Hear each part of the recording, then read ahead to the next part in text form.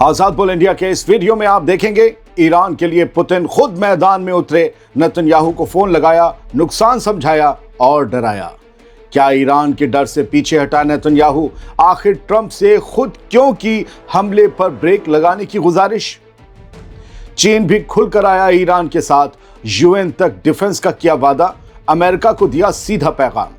और इस्राएली फौज की भारी फजीहत, आसमान से सीधे बस्ती में आ गिरा करोड़ों का हेलीकॉप्टर, जुगाड़ हुआ फेल। 3-4 अहम खबरें हैं इस वीडियो में। शुरुआत करते हैं। रूस के सदर व्लादिमीर पुतिन मिडिल ईस्ट में बढ़ती आग को ठंडा करने की कोशिश में खुलकर मैदान में उतर आए हैं। ईरान और इस्राएल के बीच टेंशन बढ़ते ही पुतिन ने दोनों तरफ फोन घुमाया। 16 जनवरी को एक तरफ बात हुई बेंजामिन नेतन्याहू से और दूसरी तरफ ईरान के सदर मसूद पेजेश्कियान से। पुतिन का साफ स्टैंड है कि मिडिल ईस्ट में कोई नया कॉन्फ्लिक्ट नहीं होना चाहिए और ईरान के मुद्दे पर मामला लड़ाई की तरफ नहीं जाना चाहिए।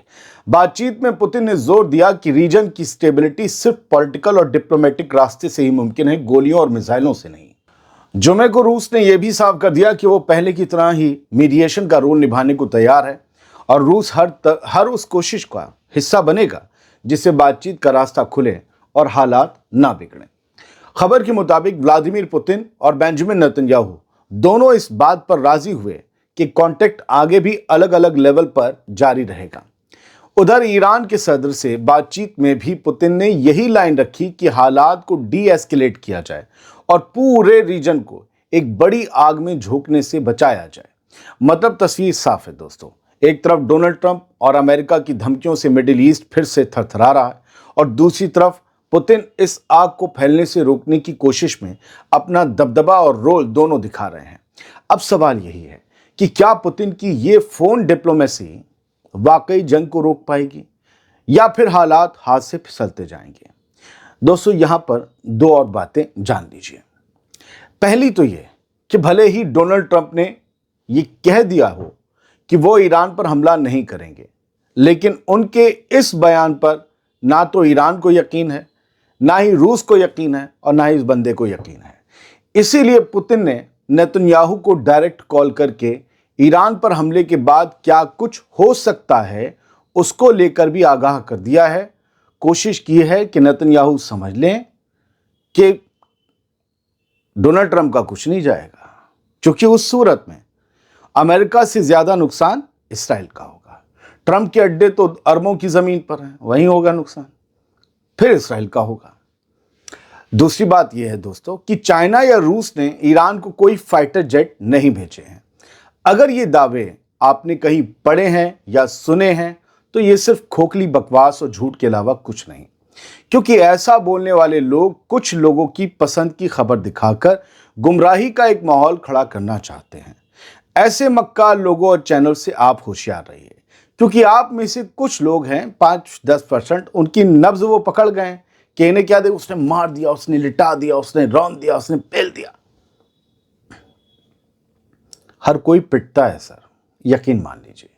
हर कोई रौंदा जाता है, हर कोई समझौता करता है। अगर आप इस बात को नहीं समझते और नहीं मानते तो आप बहुत ही मुगालतों की दुनिया में रहते हैं। ईरान को कोई फाइटर जेट नहीं मिला, मैं क्लियर कर रहा हूं। आपको कहीं अखबार की खबर, कोई यूट्यूब लिंक मत दीजिएगा, बहुत झूठ और बहुत झूठे हैं यहाँ, ठीक है। और मेरी खबर जो भी आपको स्क्रीन पर, हर अखबार का आपको स्क्रीनशॉट मिलेगा। अखबार की खबर झुटलाई नहीं जा सकती, कोई नहीं झुटला सकता, हुकूमतों को जवाब देना पड़ जाएगा। आगे बढ़ते हैं। क्या ईरान के खौफ से नेतन्याहू कांप उठा है? क्या उसने वाकई ट्रंप को हमला रोकने की सलाह दी? आइए समझते हैं। ये हेडलाइंस बन चुकी हैं। दुनिया के सामने ईरान को मिटा देने की हुंकार भरने वाले इस्राएली प्राइम मिनिस्टर बेंजामिन नेतन्याहू के असली चेहरे से नकाब उतर गया है। खबर तो ये कहती है। खबरें आ रही हैं कि पर्दे के पीछे नेतन्याहू ने अमेरिकी सदर डोनाल्ड ट्रंप के सामने हाथ जोड़ लिए हैं कि अभी ईरान पर हमला ना करें। वजह, ईरान का पलटवार। दोस्तों, वही इस्राएल जो खुद को सिकंदर बताता है कि वो कभी हार नहीं सकता, उसे डर है कि अगर अमेरिका ने ईरान पर बमबारी की तो ईरान की मिसाइलें इस्राएल को तहस नहस कर देंगी और इस्राएल उस तबाही के लिए अभी तैयार नहीं है। यानी उसके एयर डिफेंस पूरे नहीं है, चौकस नहीं है मामला, उसका डिफेंस तैयार ही नहीं। हालांकि नेतन्याहू ऊपर से ये बहाने बना रहा है कि ईरान अब प्रोटेस्टर्स को कत्ल नहीं कर रहा, कत्लो गारत रुक गया ईरान में, लिहाजा हमले करने का प्लान कैंसिल कर देना चाहिए अमेरिका को, अब ज़रूरत क्या है। लेकिन हकीकत उसका वो डर ही है कि कहीं ईरान बदला ले और जून 2025 से ज़्यादा तबाही ना मचा दे। क्या है पूरा मामला, इसे समझ लीजिए। अमेरिकी ऑफिशियल्स के हवाले से खबर आई है कि इस हफ्ते नेतन्याहू ने खुद ट्रंप को फ़ोन करके मिलिट्री हमले को टालने की गुजारिश की। एक तरफ दुनिया को लग रहा था कि इसराइल ईरान पर हमले के लिए उतावला है, कि वो भड़का रहा है ट्रंप को, लेकिन हकीकत में बीबी यानी नेतन्याहू के पैर डगमगा रहे हैं। सऊदी अरब और अरब मुल्कों ने भी हाथ खींच लिए, ये भी एक फैक्टर बना। सिर्फ इसराइल ही नहीं, बल्कि सऊदी अरब और कतर और ओमान ने भी ट्रंप को समझाया कि इस आग में हाथ न डालो, झुलस जाएंगे। सऊदी ऑफिशियल्स का कहना है कि अगर हमला हुआ तो पूरे मिडिल ईस्ट में ऐसी तबाही मचेगी जिसे संभालना मुमकिन नहीं होगा। एक और बड़ी बात यह है कि अमेरिकी सीनेटर, जो सेनेट में बैठते हैं मेंबर, वो सेनेटर लिंडसे ग्राहम है, बड़ा कट्टरपंथी, इसराइल परस्त है, ट्रंप का करीबी है। उस जैसे जंग के शौकीन अब अरब मुल्कों पर भड़क रहे हैं और उन्हें सो कॉल्ड यानी नाम के ही दोस्त बता रहे हैं अमेरिका के। लेकिन सवाल यह है कि क्या अमेरिका दूसरों की बलि चढ़ाकर अपनी सियासत चमकाना चाहता है? अब सवाल यह है कि ईरान हमले से आखिरकार ट्रंप पीछे क्यों हट गए?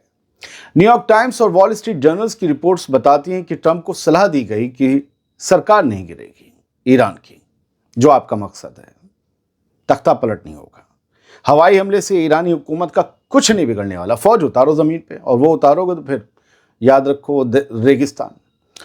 जंग का खतरा, ये हमला एक महायुद्ध, एक वाइडर कॉन्फ्लिक्ट की शुरुआत कर सकता है, ये भी कहा गया ट्रंप से। एक और बात, कमज़ोर मोर्चा है मिडिल ईस्ट में। अभी अमेरिका के पास ईरान के पलटवार को रोकने के लिए पूरी तरीके से कुव्वत, मिलिट्री ताकत नहीं है। हालत यह है कि उस इलाके में फ़िलहाल अमेरिका का एक भी एयरक्राफ्ट कैरियर, विमान वाहक पोत नहीं है। लाया जा रहा है साउथ चाइना सी से, ठीक है, बुलाया जा रहा है उसे कि आ जाए, यहाँ पर तैनात हो जाए। क्या उस वक्त तक की मोहलत चाहिए? मैं कल से ये सवाल उठा रहा हूँ। दोस्तों, ये वही नेतन्याहू है जो सालों से ईरान को दुनिया का सबसे बड़ा खतरा बताकर अमेरिका को उकसाता रहे कि ठोक दो, कर दो हमला। लेकिन बात जब खुद की हिफाजत पर आई तो शेर अचानक बिल्ली बन गया।